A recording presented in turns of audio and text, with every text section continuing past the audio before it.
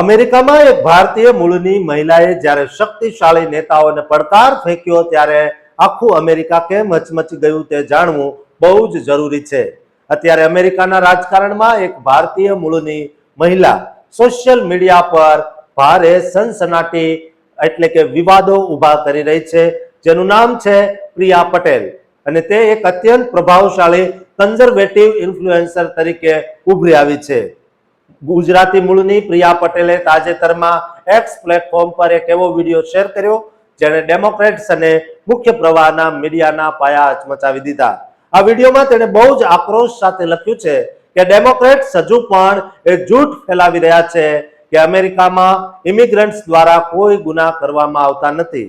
પણ હકીકત એ છે કે આંકડા ક્યારેય જૂઠું બોલતા નથી અને આ ખોટી નીતિઓની કિંમત માત્ર ને માત્ર નિર્દોષ અમેરિકન નાગરિકો ચૂકવી રહ્યા છે. પ્રિયા પટેલે આ વિડીયોમાં તે તમામ પરિવારોની વેદનાને વાચા આપી જેમના વહાલ સોયા સંતાનોએ જીવ ગુમાવ્યા છે.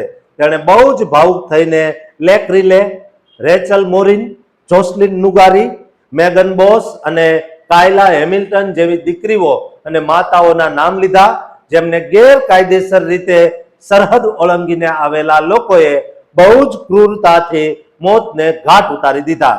પ્રિયા કહે છે કે આ માત્ર થોડા જ નામ છે, પણ ખરેખર તો યાદી બહુ લાંબી છે અને આ તમામ અમેરિકન દીકરીઓ અને બહેનો છે જેમનો કોઈ વાંક નહોતો.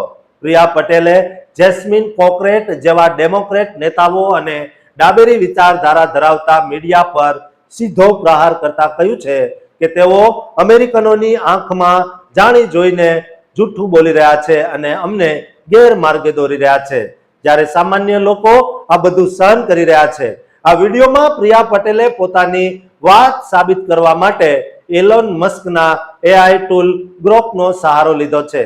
તેણે લાઈવ વિડીયોમાં ટાઈપ કરીને બતાવ્યું કે મને ગેરકાયદેસર ઇમિગ્રન્ટ્સ અને ગુનેગાર બિન નાગરિકોના ગુનાના આંકડા આપો, અને ત્યારે જે આંકડા સામે આવ્યા તે સાંભળીને કોઈ પણના રૂવાડા ઊભા થઈ જાય તેવા છે. તેના વિશ્લેષણ મુજબ ટેક્સાસમાં ગેરકાયદેસર રહેતા લોકો દ્વારા હજારો નહીં પણ લાખો હિંસક ગુના આચરવામાં આવ્યા છે. ડેટા મુજબ 8,11,000 જેટલા કુલ ગુનાહિત આરોપો છે, જેમાં 1729 જેટલી ગંભીર હત્યાઓનો સમાવેશ થાય છે. પ્રિયા પટેલ બહુ જ આક્રમક રીતે દલીલ કરે છે કે જ્યારે તમે લાખો લોકોને કોઈ પણ જાતની તપાસ વગર દેશમાં આવવા દો છો, તેમને અહીંની સંસ્કૃતિમાં ભળવાની કોઈ ફરજ પાડતા નથી, ત્યારે આવા ભયાનક પરિણામો આવે છે. આ વિડીયો વાયરલ થયો છે તેના થોડા અઠવાડિયા પહેલા જ પ્રિયા પટેલ પિયર્સ મોર્ગનના પ્રખ્યાત શોમાં જોવા મળી, જ્યાં પિયર્સ મોર્ગને તેનો પરિચય આપતા કહ્યું કે પ્રિયાના ઇમિગ્રેશન પરના વિડીયોને એક જ અઠવાડિયામાં 3 કરોડથી વધુ લોકોએ જોયો છે. તે ઇન્ટરવ્યુમાં પણ પ્રિયાએ બહુ જ કડક લાઈન કહી હતી કે આ તમારી મૈત્રીપૂર્ણ ચેતવણી છે કે જો ઇમિગ્રેશન સાથે સંસ્કૃતિનું મિશ્રણ ન થાય તો તેને આક્રમણ માનવામાં આવે છે.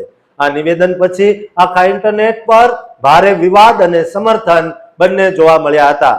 પ્રિયાએ પોતાના પારિવારિક ઇતિહાસ વિશે જણાવતા કહ્યું કે તેના પિતાનો જન્મ યુગાન્ડામાં થયો હતો અને 1970ના દાયકામાં જ્યારે ક્રૂર તાનાશાહ ઈદી અમીને ભારતીયોને દેશમાંથી હાંકી કાઢ્યા ત્યારે તેઓ લંડન ગયા અને ત્યારબાદ કિશોર અવસ્થામાં અમેરિકા આવ્યા હતા.